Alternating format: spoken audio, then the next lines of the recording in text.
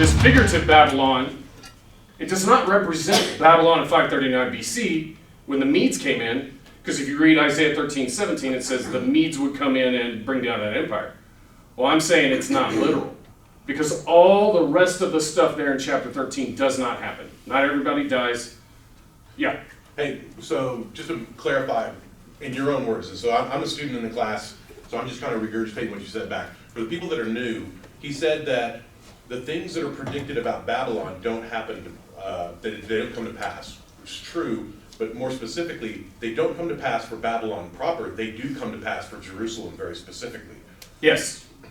And so what we did is we then lined it up, every single verse in there, and said, okay, does this, instead of the burden of Babylon, we said, okay, let's call it what it really is, the burden of 1st century AD Jerusalem.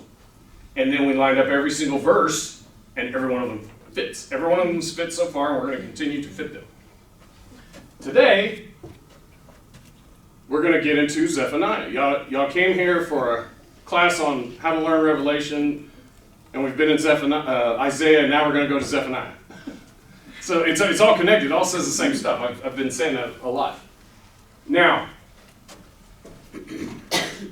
where we stopped, we've been going through all of this, and I wanted Cody to talk, because what we had here is we have verse 1 and verse 2 are first century fulfillment. Every commentator in the world says they're first century fulfillment. He's a messianic prophet. He's the fifth gospel. And it's kind of easy to figure that out. Well, I'm saying all of chapter 13 and chapter 14 is about the first century AD. And then when you get down here to verse 4, he says, hey, and this is the New American Standard. We're going to do a quick little lesson on versions here. New American Standard says, take up this proverb or taunt against the king of Babylon, this king of this figurative Babylon, this mystical Babylon. And it says, how the oppressors ceased, your staff is taken away from you, you that killed a bunch of your own people, you have all this persecution. The cedars of Lebanon represent the things that built the temple. In the New Testament times, the thing that built the temple are us. We are the cedars of Lebanon, and the box, and the shittim tree, the oak tree, the ash tree, all of those things. Those represent the Gentile part. And then verse 9, and this is where I wanted Cody, because Cody and Kevin came up to me and were explaining the significance of this verse. So in some of the translations, as we saw last time, some of the translations we saw said Hades in this part, right? Even the one that you had on the slide said Hades, and we just kind of flew by it like, oh, we all know what Hades is, whatever, right? Isaiah wouldn't know what Hades is, right? This is a bad translation, right? It's a more modern translation, because when it's being translated into English and things like that, people would be more familiar with Hades, right? They wouldn't know what Sheol is, right? But they know what Hades is. But it's very different. Isaiah would have no clue what Hades is. He wouldn't have wrote Hades. He would have written Sheol, because it's very different. Hades, they just kind of used Hades as a stand-in for the underworld, right? They're very different though, right? Hades, to the Greeks and to the Romans, was all of afterlife, right? Every aspect of the afterlife was encompassed in Hades for them. And it was divided into three parts. You had Tartarus, which what we would describe as hell, right? But to them, it was pure darkness, right? That's where all of the wicked people went, was Tartarus, right? Which is contained within Hades. Then you had the asphodel meadows, the asphodel fields, or just asphodel. That was where most people went, and it's just this kind of ashen field of nothing, right? And then you had heaven, right, which would have been either called Elysium or the Isles of the Blessed, something like that. right? That was heaven for them. Like, it was a place of For the where Greeks. for the Greeks and the Romans. Okay. Right? And so, but all of those things were contained within Hades, within the underworld. Right? Sheol, though, is very different. And to a Jewish audience, it would be very different. The Jewish audience, Sheol was all of the afterlife, but in one place. Right? And it was, everybody was a nothing shade of themselves. It was like the most neutral of neutral things. Right? You were just there. Everything was, right? Didn't matter how good you were, didn't matter how bad you were. You all went to Sheol, right? And that's what Isaiah is talking about, is Sheol. So when he personifies Sheol, saying, hey, Sheol is going to come up and grab you. They are waiting for you. They are, like, this would be terrifying to an Israelite. But not a Babylonian. But not to a Babylonian, not to a Greek, not to anybody else, because they don't understand what Sheol is, right? But to the Israelite audience, Sheol being personified, coming up to grab them, to take them down, that how we are waiting for you, is not what, that's not what they were taught Sheol is at all. So Isaiah is saying Sheol is waiting for you. It's going to welcome you. It's going to drag you down. That is utterly terrifying to an Israelite. But when you translate it to Hades, it loses all that meaning to its potential real audience, right? And it doesn't allow us to understand fully that he is talking about the Jewish people here. He's talking about the Israelites. He's not just saying, oh, it's hell. It's this personified version. Where did they learn that word and know what it means? Was that part of Mosaic law? Yes. Or where did they hear it? Yeah, I mean, that for the Israelites, Sheol had been a thing Always. since, as far as we know, for the whole time, right? So that's what their version of the afterlife was. Like, that's also why Jesus preaching about heaven and all this kind of stuff was very different for the Jews, because they viewed the afterlife as this neutral nothing, right? And so when he's like, oh no, you'll be with God, they were like, really?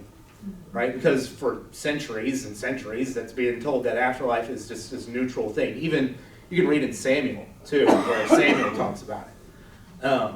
But, so that's why in translations, when you flip a word that you think, oh, well, it's kind of the same thing, it completely changes the meaning and would cause us to gloss over things that maybe we shouldn't gloss over. So, the big thing I got out of it was not trying to keep all of that stuff straight, because that's kind of not the point of this class. You want to get into studies of that. It's kind of fascinating to see how we've kind of butchered those words and the translation. Hell is, from my understanding, is where they put a bunch of potatoes. It was a literal hellhole. A hellhole was something like that. That somebody told me that. I don't know if it's right. I've not gotten into this stuff, but that would have been a medieval phrase. Hell would have come from a medieval phrase. Don't know if that's right. I'm not an expert on this. My point, what I got out of it is what they were saying, what Cody was saying, what Kevin was saying is, if your target here is the Babylonians, this is not a threat. It would be like me coming up to a Saxon or Viking or something like that, saying, I'm going to hit you with a baseball bat. Okay. I don't know what you just threatened me with. That's what I got out of it. But if the target audience here, if mystical Babylon is Jerusalem, that threat means a lot.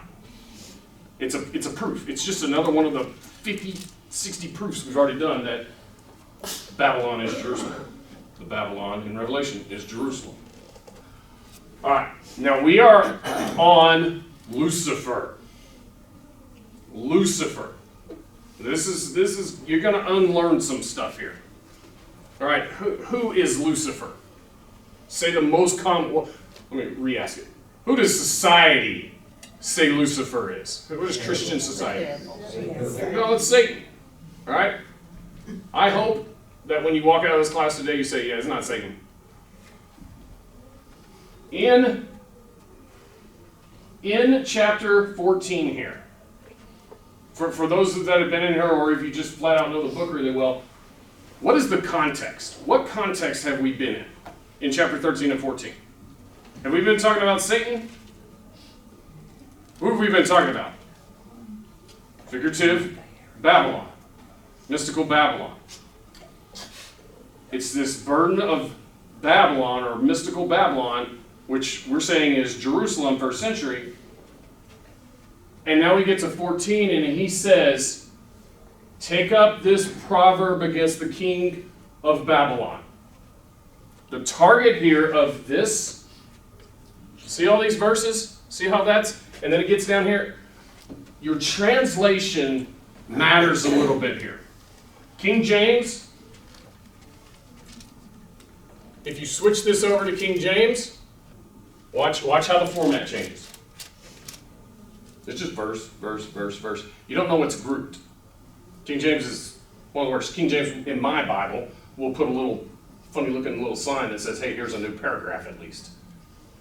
But when it's like that, if you do the NIV, it'll be blocks of paragraph. Neither one of those are my favorite format. But when you go to the New American Standard, and there's a couple of other ones that have this format. I don't remember what they are. It starts saying, hey, everything here is grouped. This is all one continual thought. And in this proverb against the king of Babylon, right smack dab in the middle of it,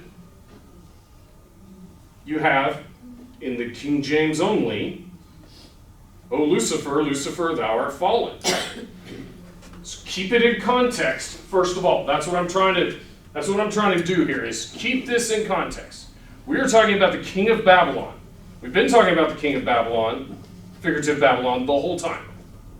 Take up this proverb against the king of Babylon. Take up this taunt against the king of Babylon. Okay? So keep that in mind, keep that in context. And then we can get back to the slides here. Take up this proverb. And then I'm not going to go over these slides because we already did these last week, so I'm going to just flip through real quick.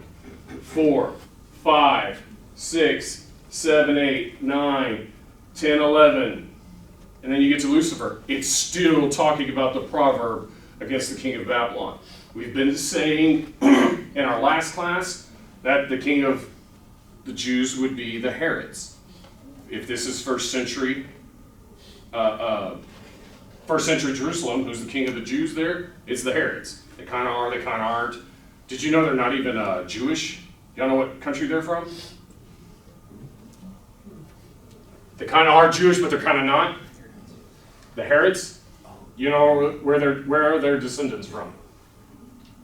I think, if I'm not mistaken, they are Edomia. I think they're Edomites. And I think under the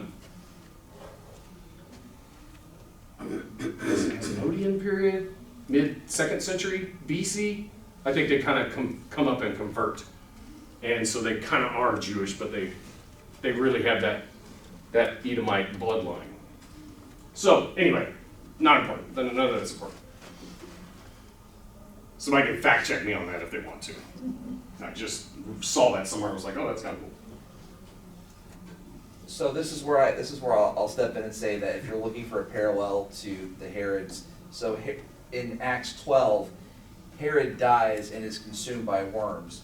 In Isaiah 14:9, there's the last part of that verse is about maggots are spread out beneath you and worms cover you. Herod is eaten. Literally fulfilling it. Yeah. Yeah. And does that happen to Belshazzar? I don't know.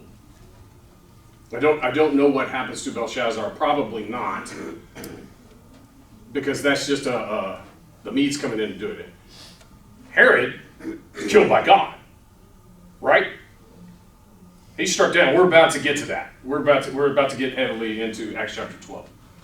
in this lesson here if I don't run out of time. First, backtrack. Lucifer first. But what Kevin says is exactly right. That's the kind of stuff. And I need to add that to my slides, actually.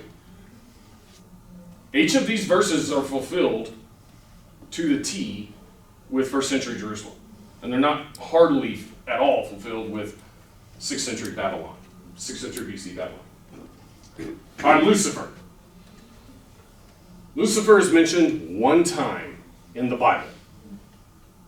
And it's only in the King James or anything that kind of spins off of the King James. And what Lucifer means, why it's there, and when you go back to these other translations, I don't know what, people, everybody in here, will y'all start reading off, just say whatever your translation says, where Lucifer should be? The NIV is morning star. Morning star. Morning star, somebody should say day star. Does anybody Day have, star. what? Day star. Day star. Does anybody have Lucifer in their translation? King James? I love the King James, but this is one of the places where I think it messes it up and it causes major problems. That's the only place in the Bible you're going to find the word Lucifer. And you'll only find it, as you can see, in the King James. Now, there might be something later based on the King James that might have it as well. And that's it. Your entire belief on Lucifer being Satan is based on this verse. It is based on this bad translation. Lucifer is the Latin word for the planet Venus. That is the name of the planet. They called it the morning star. The Latin people translating this stuff in the 5th, 6th century, when they saw that, oh, the morning star? How art thou fallen from heaven, O day star, O morning star? Oh, how Venus has fallen. That's what they're trying to do. They're trying to simplify it for you. Hey, it's talking about, you cannot do that with symbols. You cannot translate symbols into your idioms and languages and stuff. You have to leave them because they represent something. The 144,000 in Revelation, not the 140, is that? The cubits, I think it's the 12 by 12 cubits or something like that. Some Bible converts that. They do the math on it. And it's like 3,641 or something like that. And I'm like, and you've just lost the number 12. You have now lost the important part of that symbolic number because you wanted to get exact in today's terms. Lucifer is that. ASV, NIV, ESV. I don't like the ESV at all. In my least favorite translation, I was telling Kevin this the other day. I don't like it at all. I'm not going into that tonight. But it gets this right. Whereas the King James, my favorite, gets this one wrong. Don't get tied down to one translation. Okay? You'll make mistakes. They make mistakes. And they were going through different events during their lifetimes, during their translation, when their translations were being done. So now switch it back to, oh, day star, you are fallen. For all of you that have been in here and have heard me beat to death the sun, moon, and stars, and the heavens and earth, you understand that this is just a leader being brought down and consumed by maggots. It's not Satan. It's the king. And so we have I'm saying this is Herod, the line of the Herods here. Later, Jesus is called the King of the Jews. And in Revelation 22:16, he says, I am the bright and morning star. They didn't translate that one into Latin. They didn't call him Lucifer. But really, he is the true Lucifer. In a very good way. Don't misquote me on that. He is the king. He's the king of everything. He is the bright and morning star. You know, we sing that song. It's the lily of the valley, the bright and morning star. You know? He's the king of the new spiritual kingdom the Church of Christ, the New Testament covenant. So, questions on Lucifer. Does that make sense to y'all? Keep it in context. Understand the origin of the translation. Go read any of your Bibles. You'll never find it unless you're using a King James. It's not talking about Satan here. It's talking about the proverb against the king of Babylon. It's just, and you do the ample heavens and earth, sun, moon, and star studies that we've already done in here. I was talking to Vanover the other day. I don't know where she is, but she was like, yeah, Court, you've beaten that horse to death. Can we not go over that anymore? Do y'all agree? I'm not telling y'all. Y'all agree, right? I don't need to do sun, moon, and stars anymore, right? Heavens and earth. Anybody still not get that symbolism? How art thou fallen from heaven, O day star? How art thou cut down to the ground, which weakened the nations? You have this ruler. The sun, moon, and stars represents that. Herod, king of the Jews, he's doing this. He loses his power. He loses his life. I'll see, I even put it in here. I think I edited my slide when I saw that.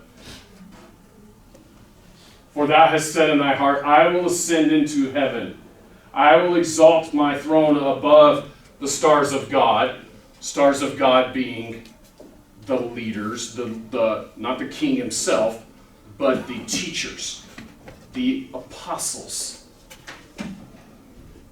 Those are the ones showing the guiding light. They are the ones showing the way, spiritually, metaphorically, not literally. For thou hast said in my heart, I will ascend into heaven, I will exalt my throne above the stars of God, I will sit upon the mount of the congregation in the sides of the north. I will ascend above the heights of the clouds. I will be like the Most High. Turn to Acts chapter 12. You can read this. I'm just going to do the slides here, but you can read this on your own, and you're going to say, oh my goodness, this is Isaiah chapter 14. This is the literal fulfillment of Isaiah 14. And I don't even have the worms part in here, but is that in Isaiah, Acts 12? It's on your slide, and he was eaten of worms. Oh, yeah, I do have it. They get credit for this, because I didn't catch this. Kind of did, but not really. Verse 1, King Herod Agrippa, and you got to keep the Herod straight, there's a few of them. King Herod Agrippa is killing the leaders of the church. Verse 2, he kills James, the Jews, who he wasn't super good with, because he's an Edomite, ruling them. So this is, and that's an elitist race. Back then, they were very elitist, and they've got this non-Jew being the king of the Jews. So he's not that popular, and they get all happy that he kills one, so he's like, okay, I'll kill some more. This makes me popular. I'll do this. Peter's freed from prison by God. There's a verse in here talking about not releasing prisoners in Isaiah 14. Verse 12, Peter goes to Mary's house. We're not talking about that. 18:19, Herod puts them to death for letting Peter escape. So you've got a few things in here talking about Herod Agrippa. And then you get to 21. And you're going to think you're reading Isaiah 13 and 14 and 9. It's all kind of wrapped up here in this. We're talking about Herod Agrippa. And upon a set day, on a day, Herod, arrayed in royal apparel, sat upon his throne and made an oration unto them. And the people gave a shout saying, hey, this is the voice of a God. He's acting like he's God here. I will exalt my... Oh, no, not that part. I will be like the Most High. This is what he's doing. And the people gave a shout saying, oh, this is the voice of a God, not a man. And immediately the angel of the Lord smote him, because he gave not God the glory. And he was eaten of worms and gave up the ghost. What is Isaiah 14? Is it 9? What does that say?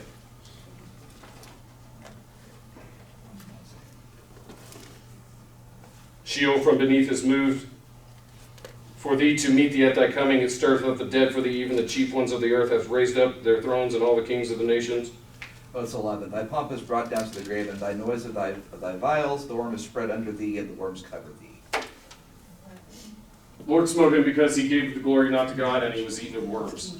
He gives up the ghost. This is taught. He's sitting here, ascending above, powering over the apostles, the stars of God. Daniel describes it very directly. The stars are the teachers, the end of Daniel. And it fits with all the stuff we've been saying the whole time. These stars, these figurative stars, or these metaphorical stars, are your apostles. Herod does this. He fulfills this all the way. The king of Babylon, Lucifer, is talking about the Herods during the Messianic time. Isaiah is the Messianic prophet. Isaiah is the fifth gospel. Lucifer was a guy that lived in the first century during the Messianic times. That first century AD. That's what all this stuff is that's what Isaiah is focusing on. For thou hast said in thy heart, I will send into heaven. Did Herod Agrippa fill these verses? Yes, he does. He fulfills verse 11 too. Did he exalt his throne above the teachers of God's teachers? Does he sit on his throne as a god? And then God kills him. You shall be brought down to hell, Sheol. What is it? Sheol. Sheol. And you shall be brought down to Sheol, to the sides of the pit. What does the American Standard say there? I think he says Sheol. Sheol. American Standard says Sheol. King James says hell. And again, King James, I don't like their translation there. For as much as I like the King James, they get a handful of words very wrong, and it causes a lot of confusion.